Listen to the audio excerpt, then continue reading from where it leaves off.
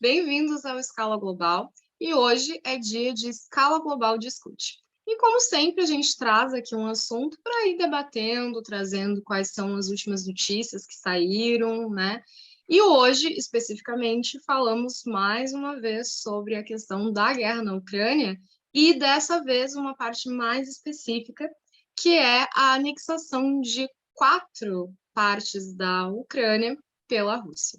E quando a gente fala aqui em anexação, é muito interessante porque apesar deles estarem em guerra, não é uma anexação assim do tipo, eles venceram aquele território e agora o território é deles. É mais complexo do que isso. Porque a Rússia, ela se utilizou de um mecanismo numa tentativa de legalizar, digamos, essa anexação. Então, foi todo um processo aí que foi feito por eles, primeiro estabelecendo um referendo. Então, eles fizeram com que a população dessas regiões, né, de Luhansk, Donetsk, Zaporícia e Kherson, fossem às urnas, aliás, fossem não, porque os observadores que estavam por lá dizem que, na verdade, eles levaram, inclusive, até urnas, até as casas, né, então foi uma coisa assim, ou a pessoa vota ou ela vota, não teve muita alternativa. E aí houve, então, essa votação para que a população decidisse se ela queria ou não fazer parte da Rússia. E aí, de acordo com os dados oficiais lançados por eles, mais de 90% da população votou, e não só votou, como considerou que sim, eles querem fazer parte da Rússia. Então, primeiramente, né, essa é a parte, digamos que, da vontade da população, né, de ter essa mudança institucional e de fazer parte desse outro país, né, já que eles até então eram ucranianos. Aí o que acontece? No momento que o referendo passou, né, eles levaram a questão para o parlamento russo, para as duas casas do parlamento russo, que aprovaram né, esse pedido, né, da população, esse desejo de fazer parte da Rússia, foi aprovado pelas duas casas e hoje, né, Vladimir Putin assinou 4 leis constitucionais que oficializam que essas regiões, que correspondem em torno de 15% do território ucraniano, agora são parte da Rússia. Exato. E isso... Pode continuar, Cris. Depois eu só vou fazer uma colocação aqui em cima disso. Tá bom. E isso significa coisas bem importantes. Então, por exemplo, já que agora eles são parte da Rússia, as pessoas vão passar a ter passaportes russos, elas vão receber, né, passaportes, porque agora são cidadãos russos. O rublo passa a ser a moeda oficial do local e o Banco Central da Rússia é quem vai controlar ali a questão da estabilidade financeira. E o mais importante de tudo, qualquer coisa que seja feita contra essas regiões agora é feita contra a Rússia, já que elas passam a ser regiões russas. E isso é uma coisa muito importante dentro desse contexto.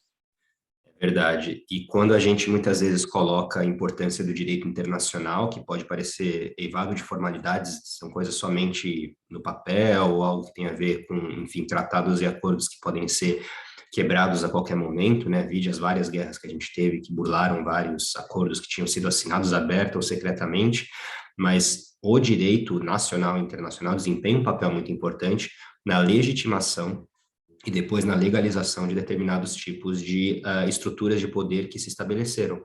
Então, quando a Rússia faz isso, ela procura primeiramente legitimar, como você bem falou. Então, a gente coloca aqui a prova dessa vontade dos habitantes dessa região de quererem pertencer à Federação Russa. Sabe de todos os problemas que esse referendo para inglês ver teve de fato, né? Mas de fato a ideia é que isso vai nem para a opinião pública internacional. Isso que é o mais interessante da Rússia, eu acho, Cris, que cada vez menos ela se preocupa com a opinião pública internacional. O importante é fazer com que os cidadãos da Federação Russa acreditem que aquilo foi um processo legítimo, né? E quantos acreditam, qual a porcentagem dos que acreditam ou não, a gente também não tem como saber, porque esses tipos de pesquisa provavelmente não vão ser feitos de maneira tão fácil por lá dentro do país, mas a ideia parece que é legitimar mais para os cidadãos da Rússia, que agora a gente está tendo esses históricos assentamentos russos ou localidades russas retornando à nossa pátria. Então, É, para mim é muito óbvio que a Rússia já sabia que a comunidade internacional não ia reconhecer isso de cara, ou que não ia reconhecer os próprios referendos como de fato legítimos, como foi o caso da Crimeia. Então, quer dizer, ele já sabendo disso, parece que a ideia é justamente se impor naquela região, ok, tá aqui o resultado que vocês escolheram, quer tenha sido real aquela votação, ou transparente ou não, mas para vocês aqui das 4 regiões, legal, vocês escolheram, então vocês agora fazem parte da Federação Russa, e para os outros cidadãos da Federação Russa. Então, uma legitimidade que é interessante, que busca dar uma legitimação interna, para daí, talvez, com essa legitimação interna, atingir mais para frente uma legitimidade externa. Mas, no momento, a comunidade internacional, a gente sabe que não compra muito isso, só alguns gatos pingados aí, e mesmo assim são governos, né? Não é a população em geral. Então, é interessante como existe, parece, uma endogenia nesse raciocínio do Putin e da cúpula dele, de que o importante é convencer atores dentro da Federação Russa. Com o mundo a gente lida depois. Né? Não, e é muito interessante porque não só eles não ligam para essa opinião pública, né, internacional, de certa forma não, eles não ligam, que eles fizeram, né, em 2014 a mesma coisa com a Crimeia e passou, né?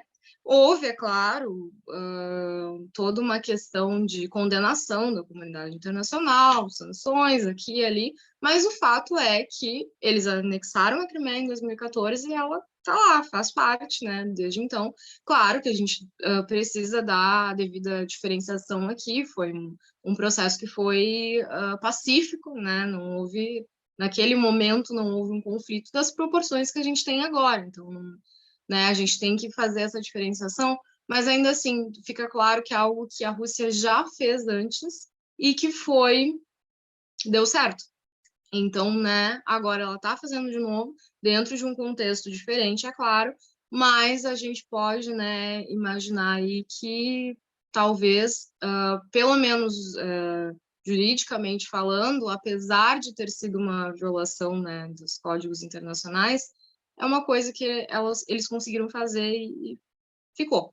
Mas, claro, a gente tem aí a Ucrânia, né, lutando de volta, como eu disse, é uma situação diferente, porque eles estão no meio do conflito agora. Inclusive, a Ucrânia já declarou, né, Zelensky declarou que dezenas de cidades já foram recuperadas, né, dessas regiões, com a contraofensiva deles, e eles garantiram que não vão aceitar e vão continuar lutando para recuperar essas regiões. A Rússia já deixou claro que não vai devolver nenhuma delas, né, estão oficialmente agora fazendo parte.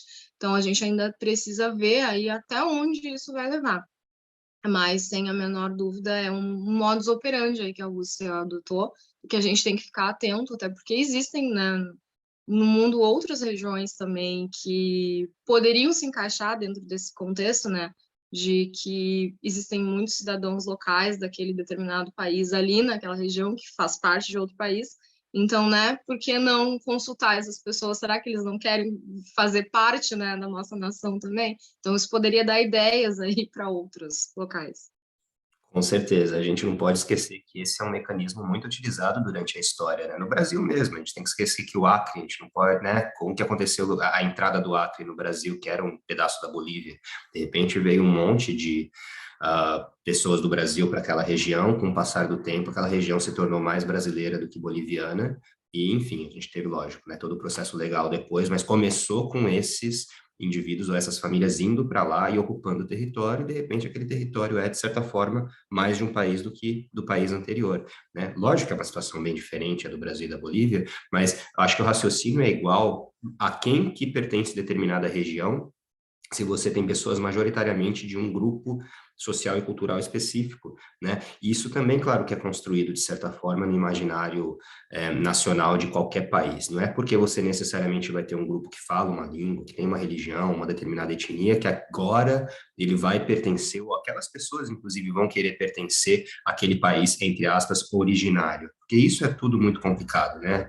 Por que que aquele povo agora, com essa ligação, necessariamente vai estar ligado ou subjugado a essa nação estrangeira? No caso da Rússia, em especial, com o fim da União Soviética, você teve a permanência de vários russos, ou, enfim, com cultura, né, indivíduos e regiões mesmo com culturas russas fora do território da Federação Russa. Então, claro, a Ucrânia é o caso mais sensível hoje em dia, mas também você vai ter o Cazaquistão, o norte do Cazaquistão tem muitos russos naquela região, né? Uma grande porcentagem da população cazaque é russa culturalmente, linguisticamente falando. Na Estônia também, quem tiver interesse, dá uma pesquisada depois, a gente vai deixar um link aqui embaixo de um documentário interessante que foi lançado há pouco tempo pela DW, que fala justamente dos problemas de nacionalidade da minoria russa dentro da Estônia.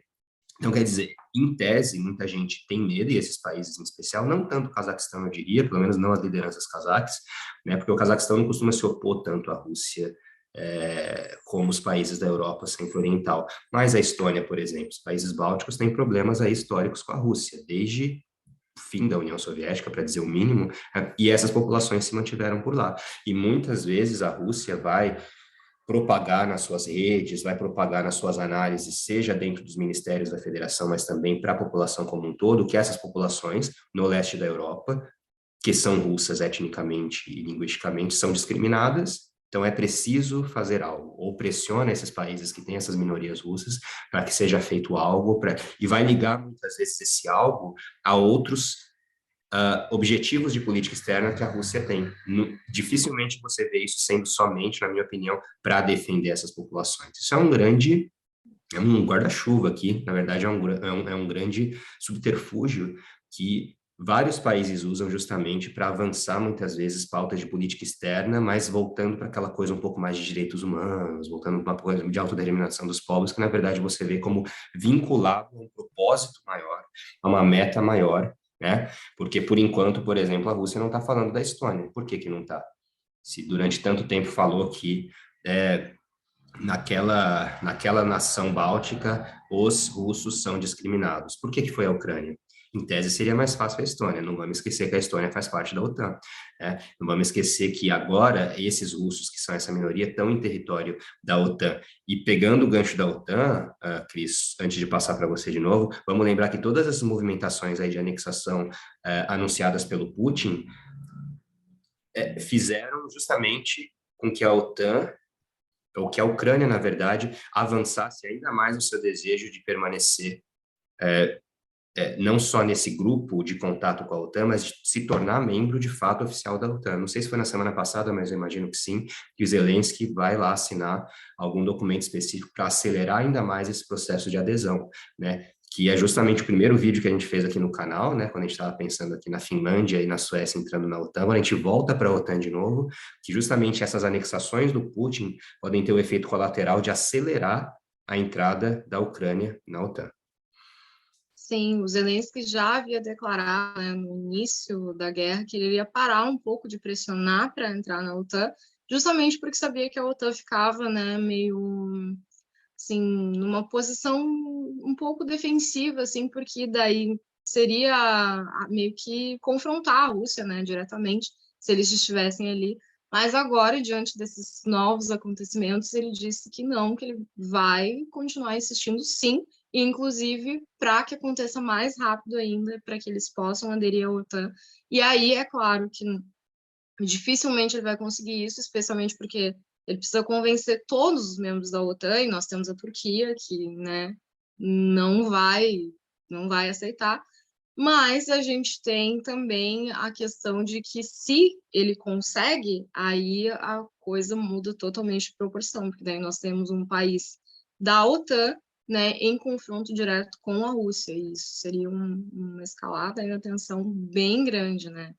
E, inclusive, falando em tensões que aumentam, saiu, né, uma notícia ontem falando que os russos estão fazendo treinamentos com esses novos convocados, né, que vão para a guerra agora, com a questão de medidas para possíveis ataques com armas nucleares. Isso é uma coisa que é normal, digamos, né, que haja esse treinamento, porque numa guerra nunca se sabe o que pode acontecer, mas vindo da Rússia, que possui um arsenal nuclear enorme, né, e que no momento está em guerra, é sempre algo para se prestar atenção. E é uma estratégia também que a Rússia sempre utiliza para, né, fazer uma ameaça, às vezes mais velada, outras vezes mais direta para o Ocidente, né, lembrando sempre que eles têm essas armas e que eles podem vir a utilizar essas armas a qualquer momento, né?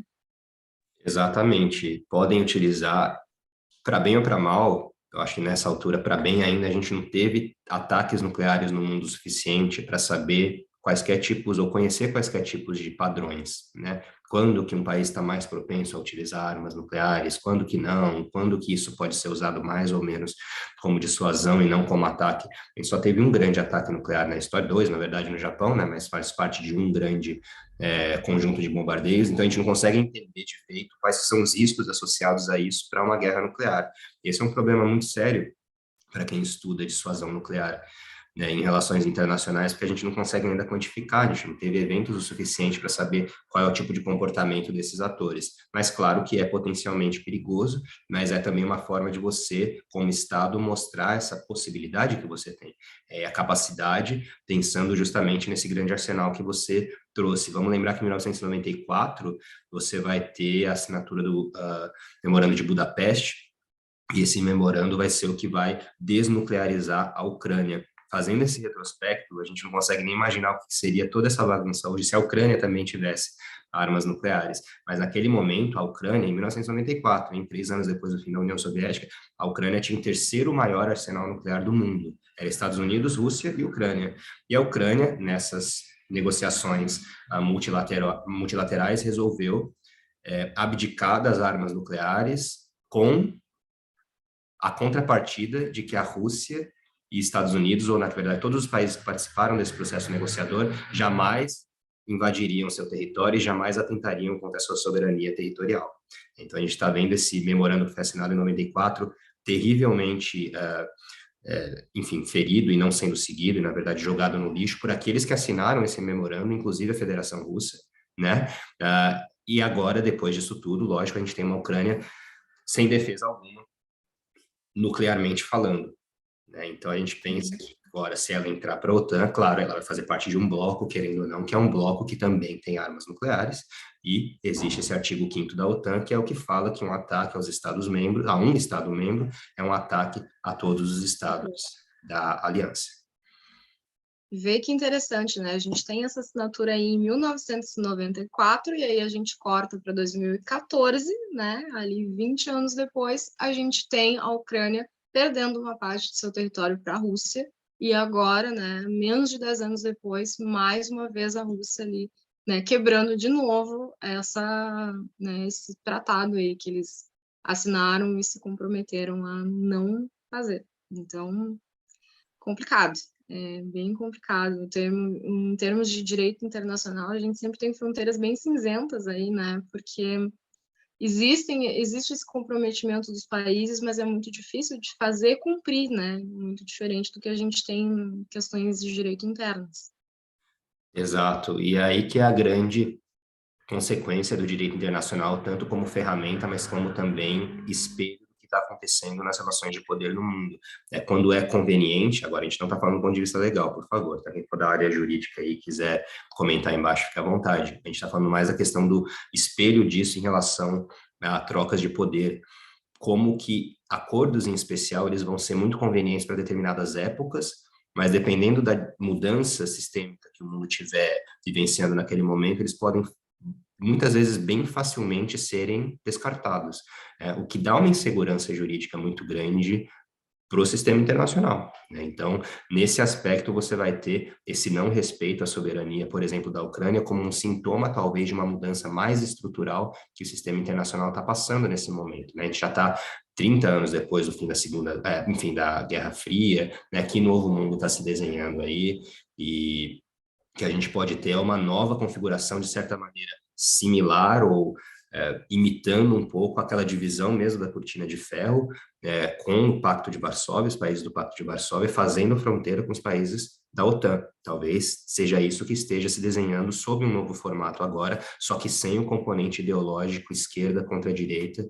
que a gente tinha durante aquele período, né? Então vale a pena a gente manter os olhos abertos aí e nunca esquecer que esse comportamento russo, tá? Ele não vem somente da União Soviética, ele se fortalece internacionalmente com a União Soviética, mas é algo que vem já do Império Russo. Então, é algo que tem tomado uma proporção secular né? Independentemente do sistema político que está vigorando em Moscou. Isso é algo interessante que em algum momento a gente pode conversar também, do quanto que a questão, entre aspas, ideológica, em relação à esquerda, direita, socialismo, capitalismo, parece que pesa menos, no fim das contas, do que uma pretensão geopolítica de Moscou, e a Ucrânia, claro, infelizmente está sempre no meio lá, né? Sim.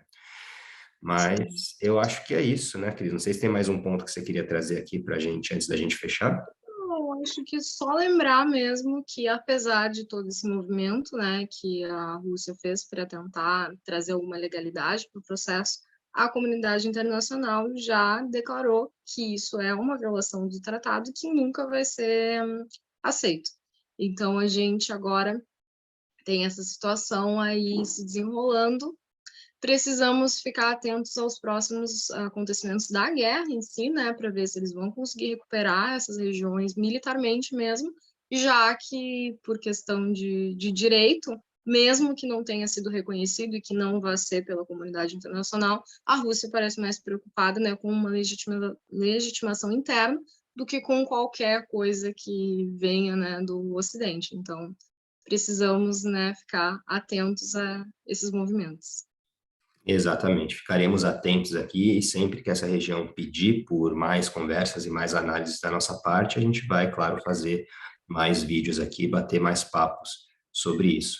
Então é isso, pessoal. Gostaria de agradecer a atenção de todo mundo aqui. Vamos continuar acompanhando o que está acontecendo na Ucrânia e a gente volta na semana que vem com mais um vídeo aqui do Escala Global. Então, fiquem bem aí, se cuidem e a gente se vê semana que vem. Tchau, tchau. Até a próxima.